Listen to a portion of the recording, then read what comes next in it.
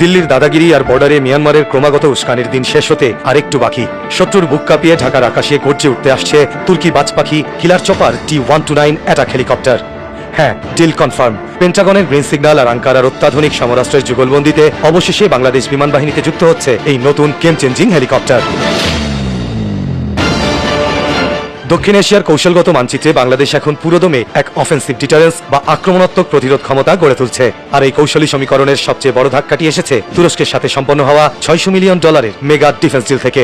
অনেকেই হয়তো ভাবছেন এটি কেবলমাত্র 6টি অ্যাটাক হেলিকপ্টার ক্রয়ের সাধারণ চুক্তি, কিন্তু ভূ রাজনৈতিক এবং সামরিক কৌশলগত দিক থেকে এটি দিল্লির সামরিক থিঙ্ক ট্যাঙ্কগুলোর কপালে যেমন চিন্তার ভাঁজ ফেলেছে, তেমনি মিয়ানমারের জান্তা সরকারের আগ্রাসী মনোভাবের বিরুদ্ধেও তৈরি করেছে এক অজেয় প্রাচীর।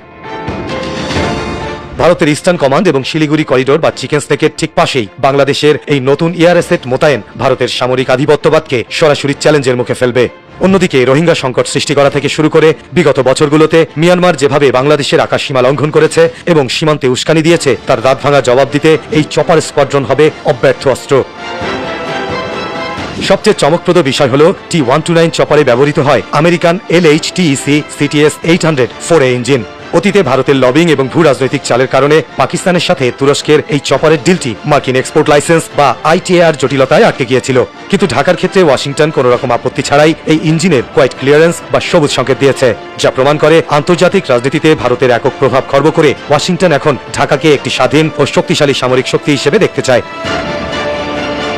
বর্তমানে তুরস্কের অ্যারোস্পেস ইন্ডাস্ট্রিতে বাংলাদেশের জন্য নির্ধারিত 6টি চপারের প্রোডাকশন লাইন ফুল সুইংয়ে চলছে এবং একই সাথে বাংলাদেশি পাইলটদের হাই ইন্টেন্সিটি কমব্যাট ট্রেনিংও শুরু হয়ে গেছে। 2027 সালে যখন এই কিলার স্কোয়াড্রন বাংলাদেশের মাটিতে ল্যান্ড করবে, তখন তা হবে দেশের ইতিহাসের প্রথম ডেডিকেটেড অ্যাটাক হেলিকপ্টার বহর।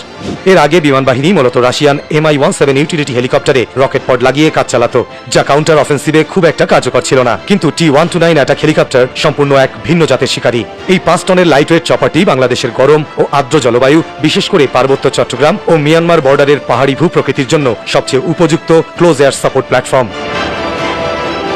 T-129 অ্যাটাক হেলিকপ্টারের মারণাস্ত্র প্যাকেজটি অত্যন্ত ভয়াবহ। এর সামনে রয়েছে একটি 20 মিলিমিটারের ট্রিপল ব্যারেল রোটারি ক্যানন, যা প্রতি মিনিটে শত শত রাউন্ড ফায়ার করে শত্রুর যে কোনো ইনফ্যান্ট্রি বা বাংকার গুড়িয়ে দিতে পারে। ভারী সাজোয়াজান, বিশেষ করে ভারতের তৈরি অর্জুন T-90 ট্যাঙ্কের মতো থ্রেট নিউট্রালাইজ করতে এতে থাকছে রকেটসানের তৈরি উৎমাস এবং লেজার গাইডেড চিরিত অ্যান্টি ট্যাঙ্ক মিসাইল সিস্টেম। শুধু তাই নয়, আকাশের অন্য যে কোনো এয়ার থ্রেট, শত্রু ফাইটার জেট বা মিয়ানমারের ড্রোন ও চপারকে ডগ ফাইটে নামিয়ে আনার জন্য এতে ইন্টিগ্রেট করা হয়েছে air two air Stinger missile. অন্যদিকে অ্যাসেলসানের তৈরি থার্মাল ইমেজিং এবং হেলমেট মাউন্টেড সাইট সিস্টেমের কারণে পাইলটরা রাতের অন্ধকারেও নিখুঁতভাবে শত্রুর ওপর সার্জিক্যাল স্ট্রাইক চালাতে সক্ষম হবে।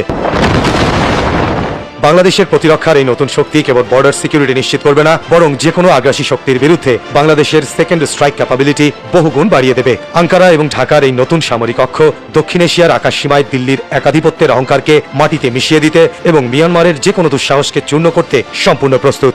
ফিলিপাইন ও নাইজেরিয়ার পর বাংলাদেশই হতে যাচ্ছে এই বিধ্বংসী প্রযুক্তির পরবর্তী গ্লোবাল অপারেটর, যা আমাদের সার্বভৌমত্ব রক্ষায় এক নতুন যুগের সূচনা করবে। এই তুর্কি বাজপাখির আগমন কেবল বিমান বাহিনীর শক্তি বৃদ্ধি নয়, বরং কোটি বাঙালি ডিফেন্স লাভারের বুকে এক নতুন আত্মবিশ্বাসের স্ফুলিঙ্গ।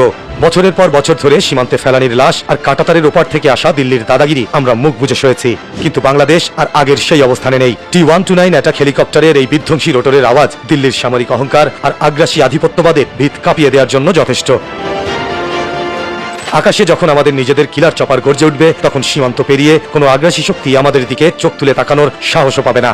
বাংলার আকাশ হবে এখন থেকে শুধুই আমাদের আকাশ, যেখানে যে কোনো আগ্রাসনের শেষ পরিণতি হবে চরম পরাজয়। আপনি কি মনে করছেন?